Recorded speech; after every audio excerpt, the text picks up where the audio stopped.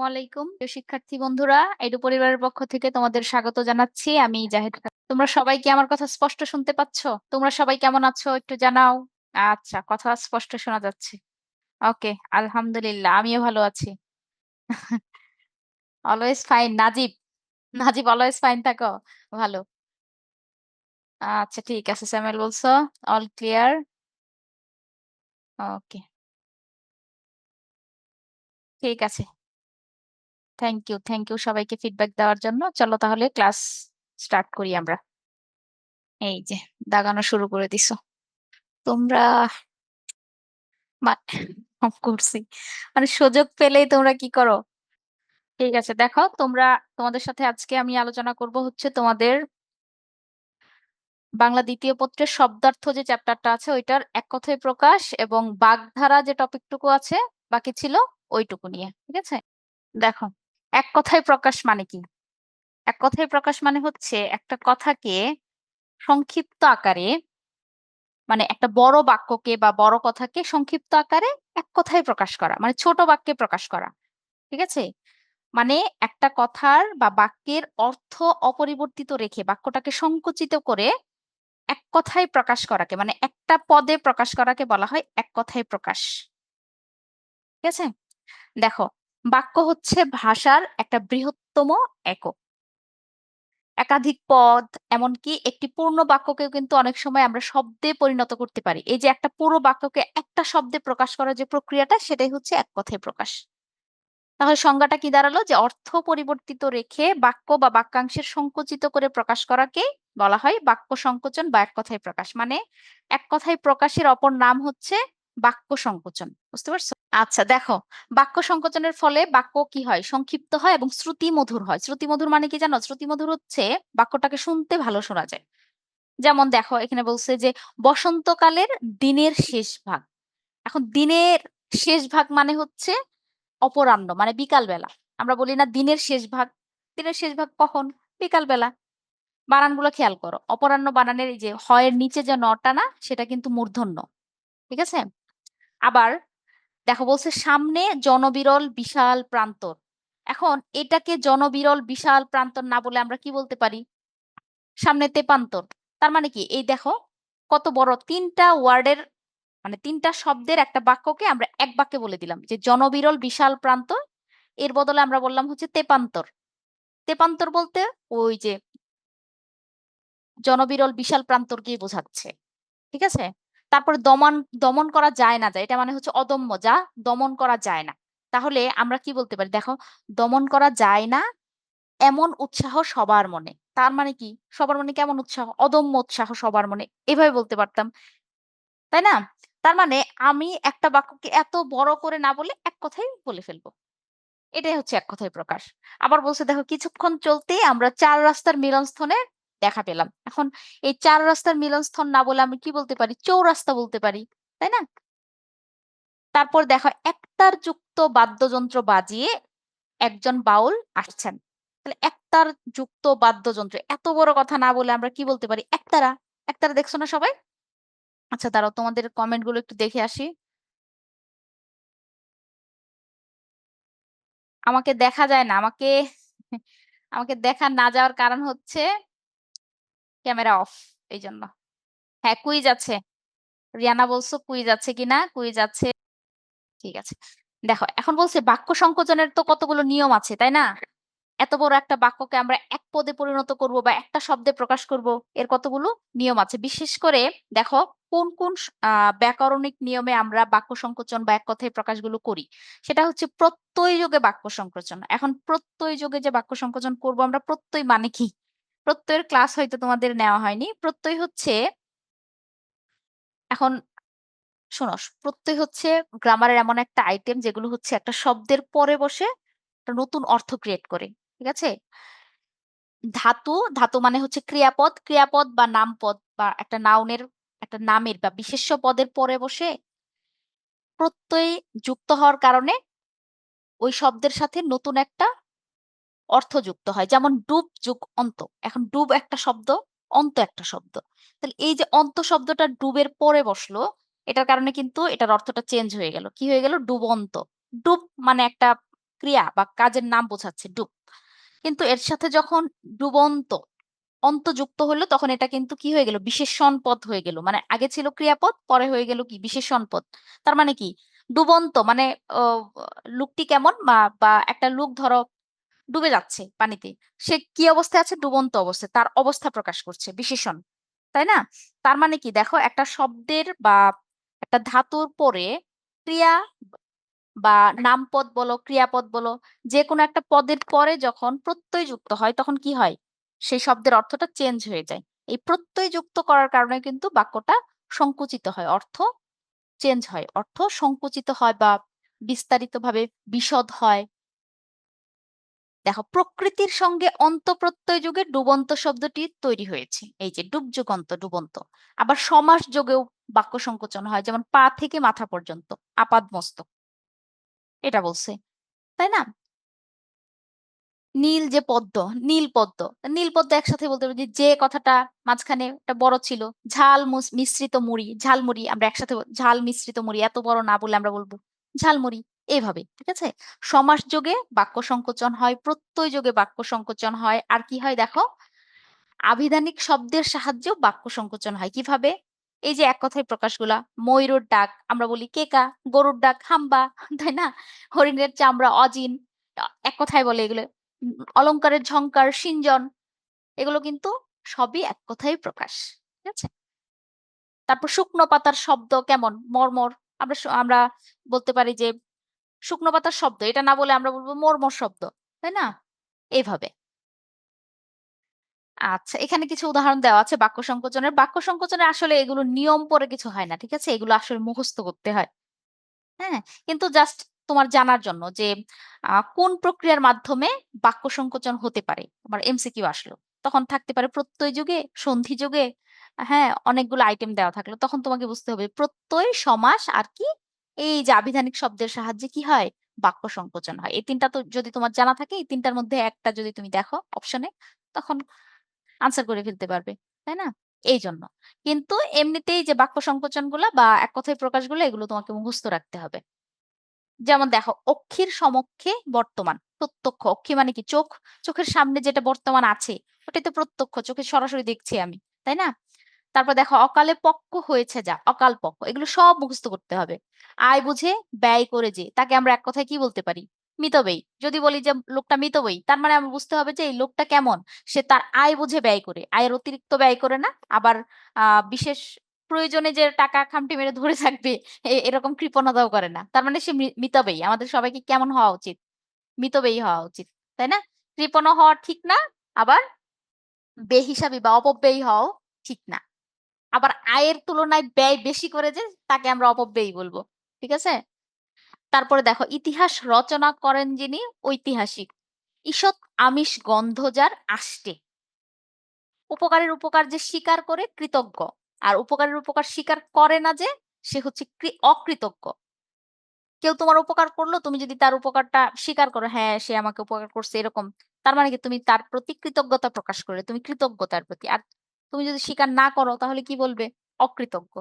আবার আরেকটা আছে যে, যে উপকারের অপকার করে, যে তোমাকে উপকার করেছে তুমি আরো উল্টো তার ক্ষতি করে দিলে, অপকার করলে। তাকে বলা হয় কৃতঘ্ন। ঠিক আছে? আচ্ছা। তারপরে দেখো, কোন ক্রমেই যা নিবারণ করা যায় না, অনিবার্য। হবেই এটা। নিবারণ বা বন্ধ করতে পারবে না তুমি। চক্ষুর সম্মুখে সংঘটিত। তোমার চোখের সামনে একটা ঘটনা ঘটেছে। এটাকে তুমি চাক্ষুষ বলবে। মানে চাক্ষুষ দেখেছে বলে না মানুষ? তার মানে কি আমার চোখের সামনে এই ঘটনা ঘটেছে। তারপরে জীবিত থেকেও যে মৃত, এটা হবে জীবন মৃত। মৃত হবে, হ্যাঁ? এটা রস্যকারটা হবে না। জীবিত থেকেও যে মৃত সেটা হচ্ছে জীবন মৃত। ঠিক আছে? এর রস্যকারটা হবে না। ওকে? আচ্ছা। তারপর দেখো নষ্ট হওয়ায় স্বভাব যার নশ্বর। তার মানে কি? নশ্বর মানে হচ্ছে অস্থায়ী। যেমন আমাদের জীবনটাও কি নশ্বর। তার মানে আমার জীবনটা একদিন কি হয়ে যাবে? শেষ হয়ে যাবে। এরকম। তারপরে পা থেকে মাথা পর্যন্ত আমরা বলতে পারি আপাদ মস্তক। মুমূর্ষু বানানটা খেয়াল করে দেখো মুমূর্ষু বানানটা। খুবই গুরুত্বপূর্ণ একটা বানান। হ্রস্ব উ, দীর্ঘ উ, আবার হ্রস্ব উকার। ঠিক আছে? মুমূর্ষু। তারপরে দেখো যা পূর্বে ছিল এখন নেই। এটা কি হবে? ভূতপূর্ব। তো এভাবে মনে রাখবে যে ভূত আগে ছিল, এখন আর ভূত-টুত নেই। পূর্বে ছিল, এখন নেই। ঠিক আছে? যা দীপ্তি পাচ্ছে দেদীপ্যমান। বানানগুলো ভালো করে খেয়াল করো। দেখো, দেদীপ্যমান বানানটা পরেরটা কিন্তু দীর্ঘ ঈকার। যা জলে ও স্থলে চরে। উভচর। উভচর প্রাণী কি বলতো?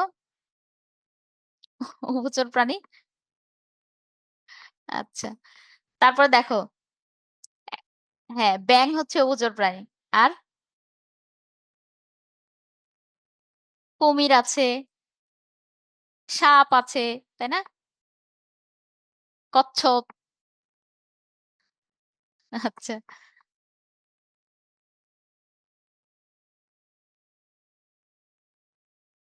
হ্যাঁ, জীবন মৃত হবে স্যামুয়েল। জীবিত থেকেও যে মৃত, জীবন মৃত। এটা হবে। মেহিক বলছো কেমন আছেন? আলহামদুলিল্লাহ ভালো আছি। পরে জয়েন করেছো তুমি? ফ্রগ স্নেক, হ্যাঁ। আজমির। ব্যাং, সাপ, কচ্ছপ। আচ্ছা আচ্ছা, তোমরা সবাই জানো আসলে।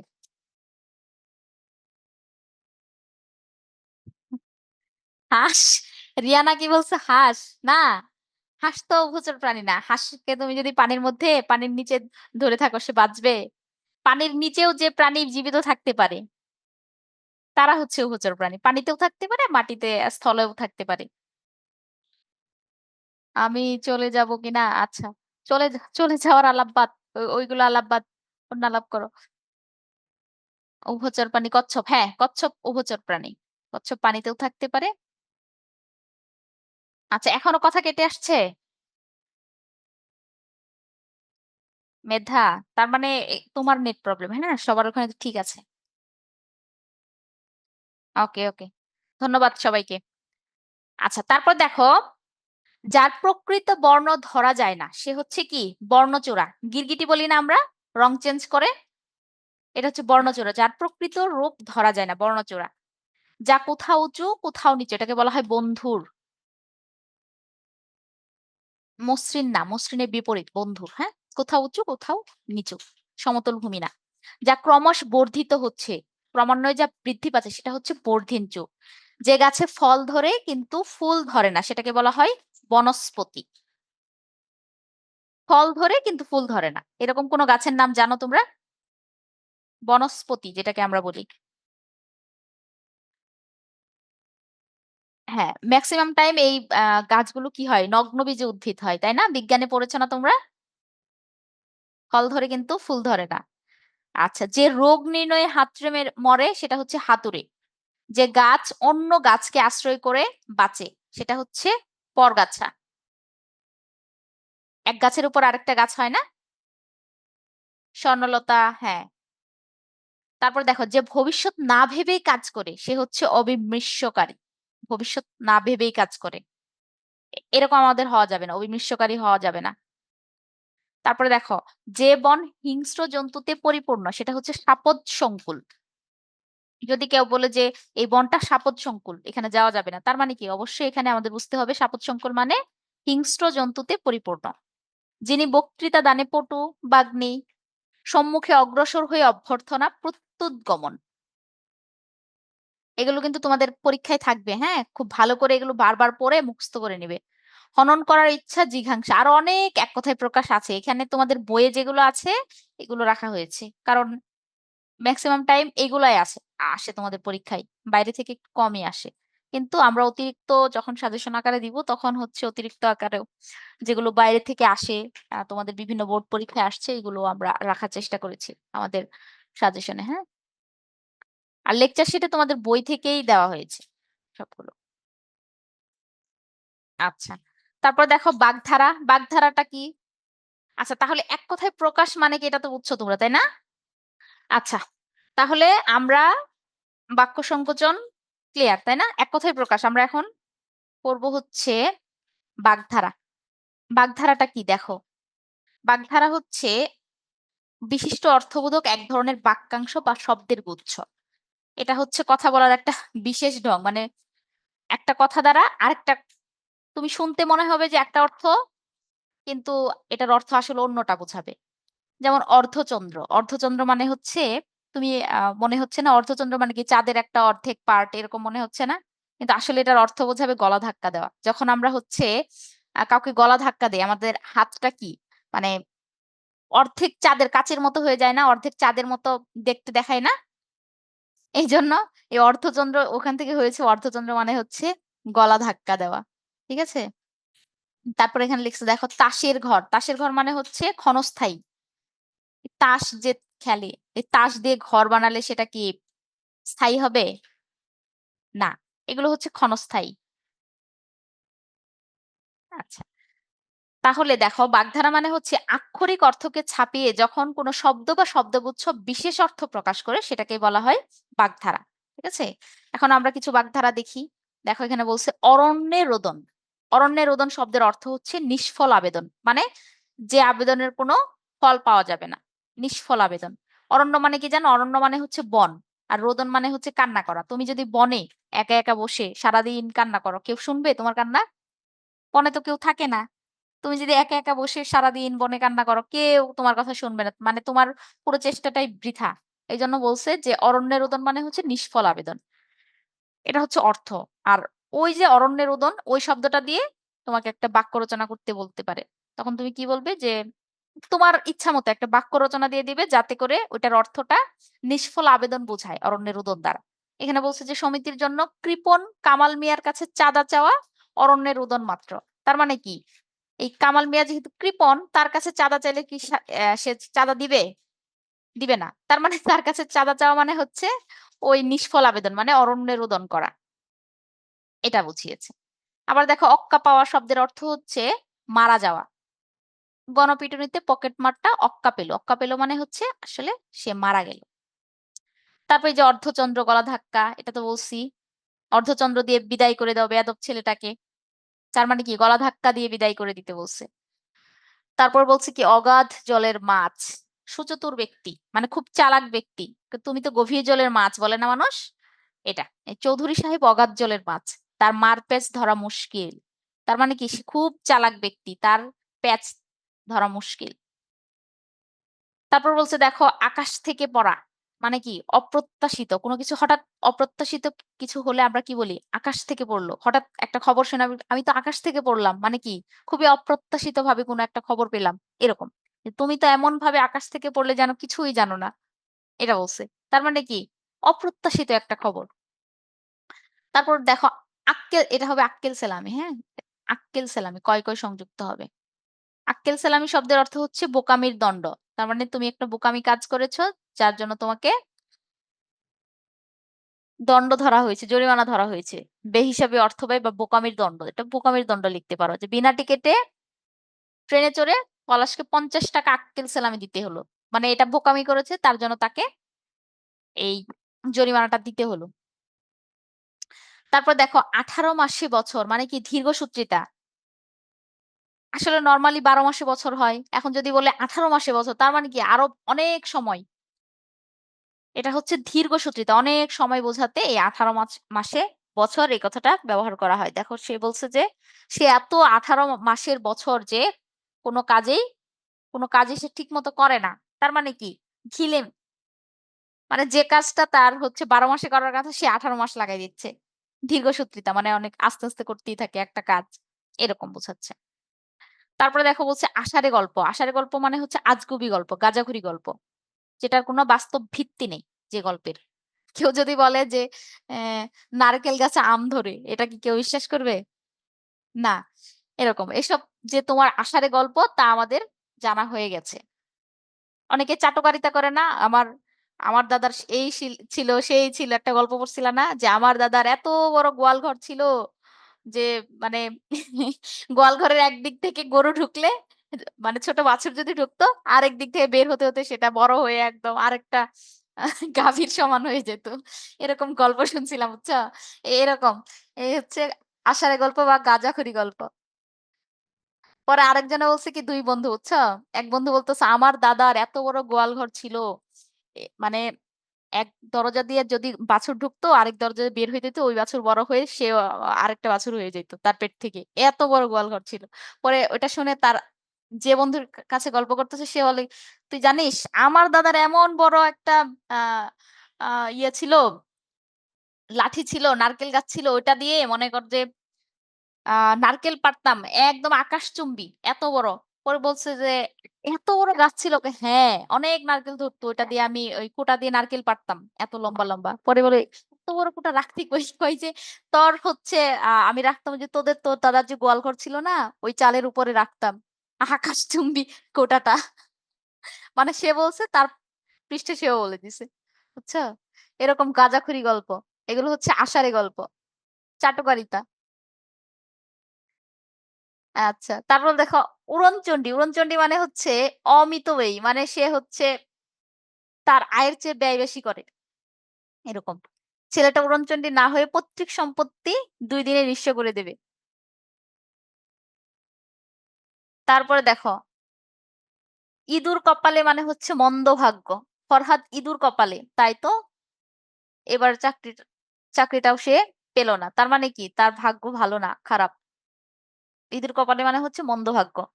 আবার ইঁদুর কপালের বিপরীত বাগধারা হচ্ছে একাদশে বৃহস্পতি। তার মানে হচ্ছে সৌভাগ্যবান। বুঝছো? এরকম আসতে পারে যে নিচের কোনটি ইঁদুর কপালে বাগধারাটির বা বিপরীত শব্দ বা বিপরীত অর্থ প্রকাশ করেছে এরকম আসতে পারে তোমাদের। তখন তোমার এই যে ইঁদুর কপালে মানে মন্দ ভাগ্য আবার একাদশে বৃহস্পতি মানে সৌভাগ্য। তাহলে একটা আরেকটার বিপরীত হলো না? এভাবেও আসতে পারে। তারপর দেখো ইস্ত্রে পাকা। ইস্ত্রে পাকা মানে হচ্ছে অকাল পক্ক। মানে অল্প বয়সে বেশি বুঝে ফেলেছে এরকম পাবলিক। বলছে যে ছেলেটা ইচড়ে পাকা বলেই তো বড়দের সঙ্গে এমন তর্ক করছে। বেশি বুঝে ফেলেছে। সে নিজেকে বড় মনে করছে ছোট হয়ে। আচ্ছা, তারপর বলছে যে এলাহি কাণ্ড মানে হচ্ছে বিরাট ব্যাপার। পুতুলের বিয়েতে এত বড় আয়োজন দেখছি এটা এলাহি কাণ্ড। তার মানে বিয়ে হচ্ছে পুতুলের কিন্তু আয়োজন করেছে বিশাল। এলাহি কাণ্ড এটাকে বলা হয় বিরাট ব্যাপার। আচ্ছা। তারপর বলছে কলুর বলদ মানে হচ্ছে একটানা খাটুনি। কলুর বলদ মানে কি? কলুর বলদের মতো খাটতেই আছে যার কোনো লাভ নেই। ফল ছাড়া খাটুনি। একটানা খাটুনি। তারপর বলছে দেখো, কেঁচু খুঁড়তে সাপ মানে তুচ্ছ থেকে জটিল। তিল থেকে তাল বলি না আমরা? ওইরকম। কেঁচু খুঁড়তে গিয়ে সাপ বেরিয়ে পড়ছে। আচ্ছা দেখো বলছে কেঁচু খুঁড়তে সাপ বেরিয়ে পড়ল। মানে একটা সাধারণ তদন্ত শেষে দেখা গেল যে আন্তর্জাতিক চোরাচালান চক্রের সদস্য সে। ১ম এ একটা সাধারণ কেস নিয়ে গেছিল কিন্তু পরে দেখে যে সে একটা বড় স্মাগলার। কেঁচু খুঁড়তে সাপ বেরিয়ে পড়ছে। আচ্ছা, দাঁড়াও তোমাদের কমেন্ট গুলো একটু দেখে আসি।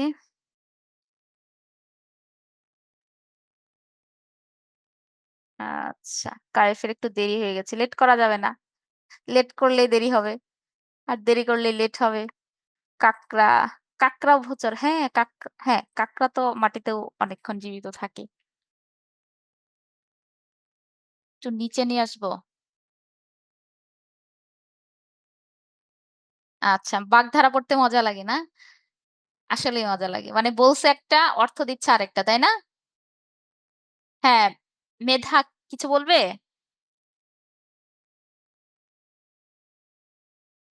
কেউ কিছু বলতে চাইলে হ্যান্ড রেইজ করো তাহলে বুঝতে পারবো। তোমার বন্ধু আষাঢ়ে গল্প করে? আচ্ছা, অনেকে আছে এরকম। অনেক গল্প করে। আমার দাদার সেই ছিল, আমার বাবার সেই আছে। বলে না? হ্যাঁ, কুইজ আছে, রিয়ানা। মুমূর্ষ মানে কি মেধা? মুমূর্ষ মানে হচ্ছে মর্মর অবস্থা। এই মারা যাবে এরকম অবস্থা। খুব মানে একটা লোক যখন একদম মৃত্যু শয্যায় চলে গেছে। মুমূর্ষ অবস্থা বলে না? কিছুক্ষণের মধ্যে মারা যাবে এরকম অবস্থা। এটাকে বলা হয় মুমূর্ষু। আচ্ছা, তারপর দেখো খয়ের খা। খয়ের খা মানে হচ্ছে চাটুকার। ওই যে আষাঢ়ে গল্প করে না যে লোকটা, সে হচ্ছে খয়ের খা লোক। মানে চাটুকার। এখানে দেখো বাক্য রচনা করছে। তুমি তো বড় সাহেবের খয়ের খা। মানে বড় সাহেবের চাটুকার। পা চাটা লোক যেটাকে বলে। মানে বড় সাহেব যা বলে সেটা হ্যাঁ, ঠিক বলছেন। যদি বলে যে পানির অপর নাম জীবন, সে বলবে হ্যাঁ। আবার যদি বলে পানির অপর নাম মরণ, তখনও বলবে হ্যাঁ, ঠিক বলছেন। কারণ দূষিত পানি খেলে আমরা মারা যাই। এটা বলবে, তাই না? যা বলবে তাই ঠিক। এরকম লোক, বুঝছো? এটাকে বলা হয় খয়ের খা বা চাটুকার। তারপর দেখো গোঁফ খেজুরে মানে হচ্ছে অলস। গোঁফ খেজুরে আবার অলস কেমন হইল কথাটা, তাই না? তার মানে কি জানো এটা কিভাবে মনে রাখবে? ধরো একটা লোক ছিল, তার অনেক বড় বড় গোঁফ ছিল, হ্যাঁ? সে খেজুর গাছের নিচে বসে আছে, উপর থেকে একটা পাকা খেজুর তার গোঁফের উপরে পড়ছে। সে এত অলস যে মানে হাত দিয়ে নিয়ে খাবে তাও নয়, গোঁফের উপরে যে আটকে আছে খেজুরটা, সে কি করছে, জিহ্বা দিয়ে এইভাবে নিয়ে মানে জিহ্বা দিয়ে আনার চেষ্টা করছে খেজুরটা, তাও হাত দিয়ে নিয়ে খাবে না, সে এত অলস। এই জন্য বলছে যে গোঁফ খেজুরি, মানে নিতান্ত অলস ব্যক্তি। তারপর গোড়াই গলদ, মানে শুরুতেই ভুল। গোড়া মানে কি? শুরু, গলদ মানে ভুল। এই জন্য গোড়াই গলদ মানে হচ্ছে শুরুতেই ভুল, অঙ্ক মিলবে না, কারণ গোড়াতেই তো গলদ রয়েছে, মানে শুরুতেই ভুল রয়েছে। তারপরে গুড়ে বালি মানে হচ্ছে আশাই নৈরাশ্য। আশা করেছিলাম বিদেশ যাব, এখন তো দেখছি সে গুড়ে বালি। তার মানে কি? আশাটা নিরাশায় পরিণত হলো, আশাই নৈরাশ্য। ঘোড়ার ডিম, অবাস্তব বস্তু। ঘোড়ার ডিম তো আসলে বাস্তবে নেই। দেখো, পড়াশোনায় মনোযোগী না হলে পরীক্ষায় ঘোড়ার ডিম পাবে, তার মানে কি? কিছুই পাবে না, গোল্লা। তারপরে দেখো চোখের বালি, চোখের বালি মানে হচ্ছে চক্ষুশূল বা অপ্রিয় ব্যক্তি, শত্রু যেটাকে বলি আমরা, হ্যাঁ?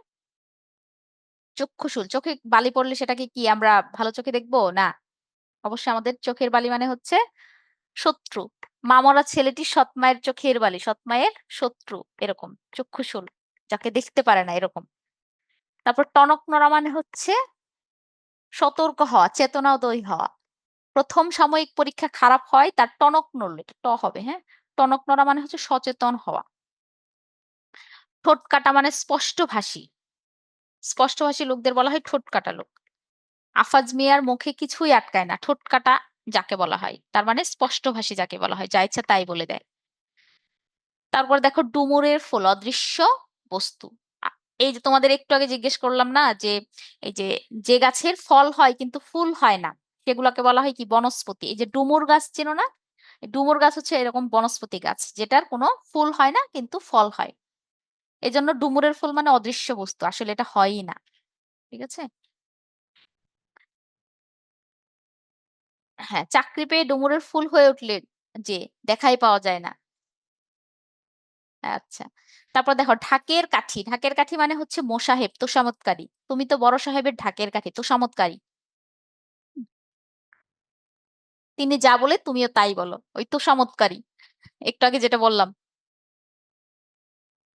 আচ্ছা, তারপর দেখো তীর্থের কাক, সযত্নে প্রতীক্ষাকারী, মানে হচ্ছে কি? তীর্থের কাক মানে হচ্ছে যার জন্য আমরা সবাই অপেক্ষা করে আছি, এরকম প্রতীক্ষাকারী।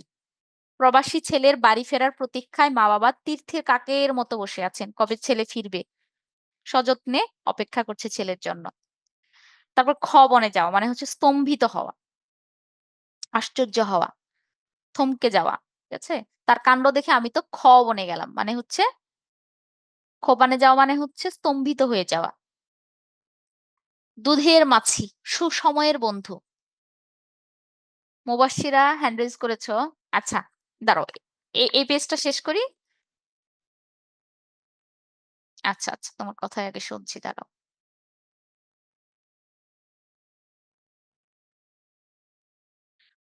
আচ্ছা, জিনিয়া, হ্যাঁ, তোমাকে আনমিউট করা হয়েছে, কথা বলো।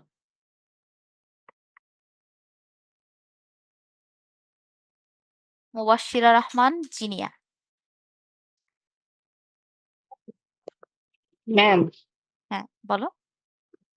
মিস আমাদের ওখানে একটা ছিল না যে কেঁচো খুঁজতে মনে হয় সাপ, এমন কিছু একটা। হ্যাঁ হ্যাঁ হ্যাঁ, কেঁচো খুঁড়তে সাপ। Yes miss. হ্যাঁ, বুঝতে পারো মিস এটা? ওইটাতে আসলে কি বুঝতে পারি নাই। নো আচ্ছা মিস। আচ্ছা, আমি বলছি শোনো। কেঁচো মানে কি? কেঁচো তো চেনো, ছোট ছোট যে কেঁচো, তো কেঁচো চেনো? আচ্ছা, বৃষ্টির সময় বাটি থেকে বের হয় না ছোট ছোট সাপের মতো কেঁচো? হ্যাঁ, এই কেঁচো খুঁড়তে গিয়ে সাপ বের হওয়া মানে কি? ছোট জিনিস বের করতে গিয়ে বড় কিছু বের হয়ে যাওয়া। ধরো একটা লোকের কথা এখানে বলছে যে সে একটা, ধরো ছোট একটা জালিয়াতি করছে, তার নামে কেস হয়েছে, তাকে নিয়ে তদন্ত করতে গিয়ে দেখা যায় যে আরো বড় কোনো অপরাধ তার বের হয়ে গেছে।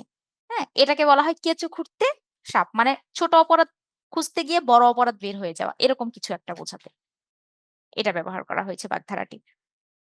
বুঝতে পারছো? আচ্ছা, এবার কে আছে? আয়শা, ঠিক আছে, আয়শা বলো।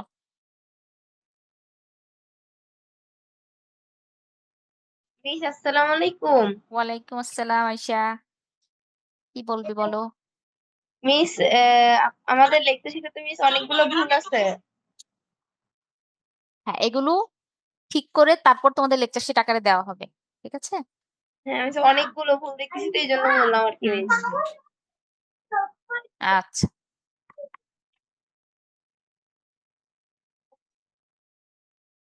ঠিক আছে। তারপর দেখো, মিউট করে ফেলো আয়শা। কোন পর্যন্ত ছিলাম? দুধের মাছি সুসময়ের বন্ধু ধরা, ধামা ধরা। ধামা ধরা মানে হচ্ছে চাটুকারিতা। দেখো আমরা চাটুকারিতার অর্থ কতগুলো পেলাম, এই ধামা ধরা পেলাম, তারপরে পেলাম হচ্ছে ঢাকের কাঠি, এটাও কিন্তু চাটুকারিতা বা মোসাহেব, তাই না? আচ্ছা, তারপর এখানে আরেকটা পেয়েছি খয়ের খা, চাটুকার। দেখো তিনটা বাগধারার অর্থ কিন্তু আমরা একই পেলাম, ঠিক আছে?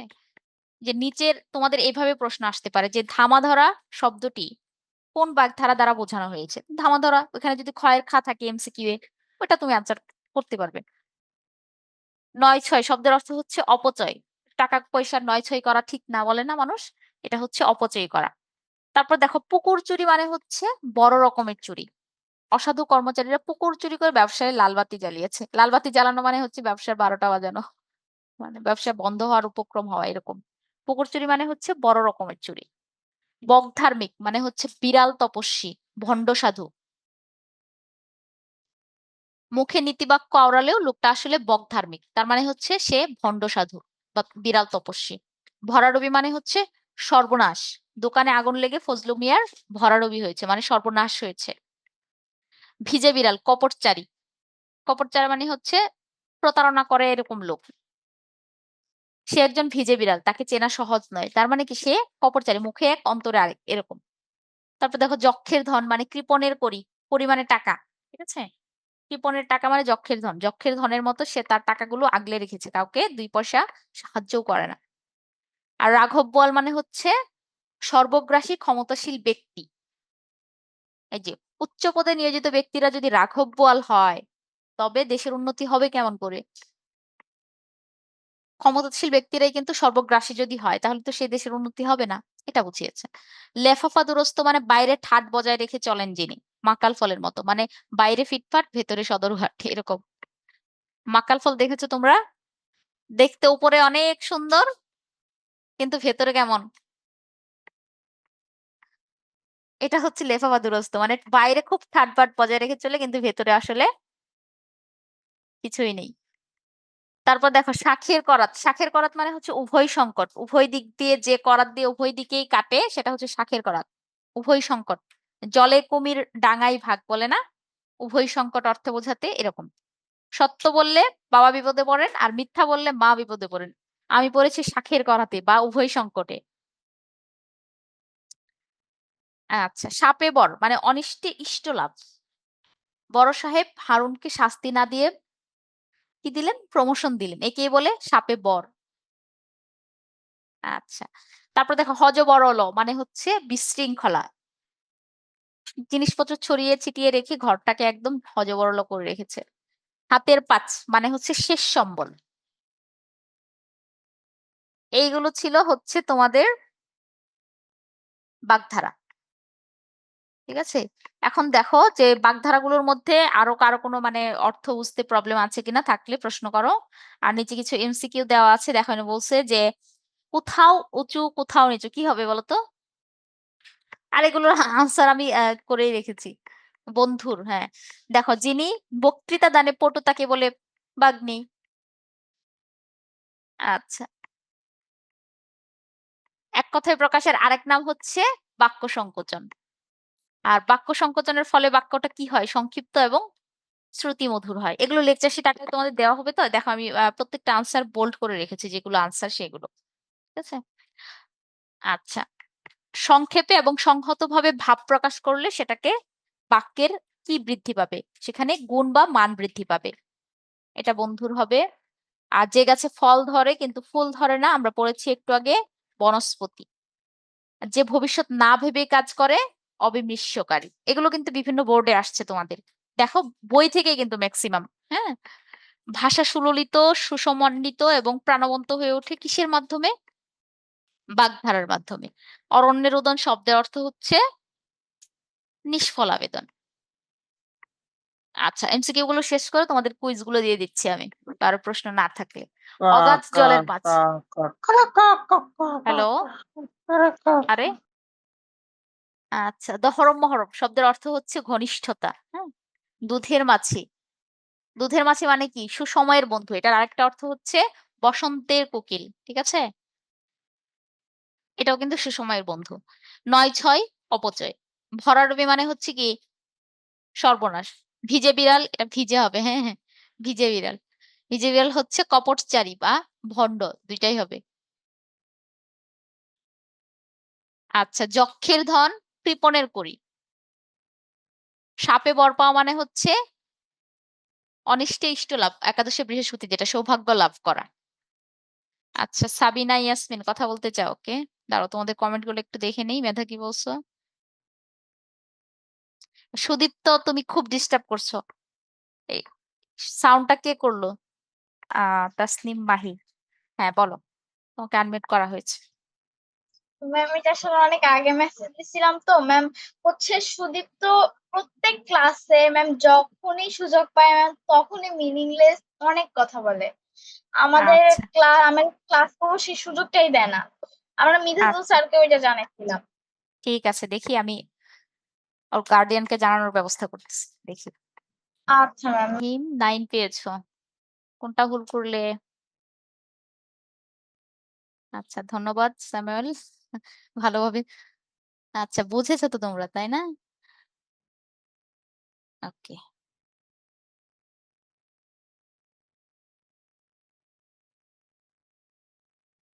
তারপর আর কে কত পেলে?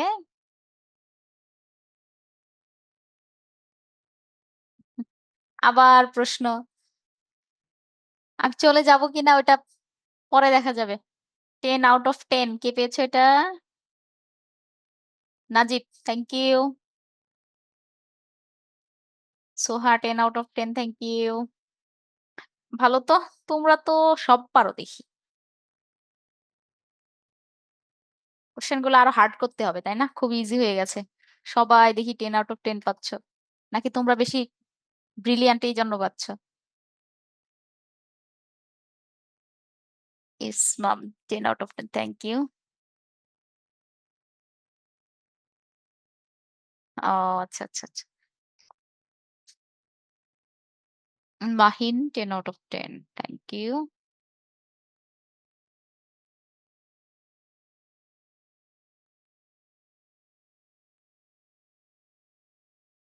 আচ্ছা, সুদীপ্ত কথা বলো নাই আজকে? আহা, সুদীপ্ত, তুমি তো দেখি চোরের একদিন সাউদের, কি যেন বলে, একদিন চোরের 10 দিন সাউদের একদিন বলে না? এর মধ্যে পড়ে গেছো তুমি, বুঝছো? তুমি হয়তো অন্যদিন ডিস্টার্ব করেছিলে, আজকে তুমি করোনি, তাও তোমার নামই হলো। আচ্ছা, ঠিক আছে।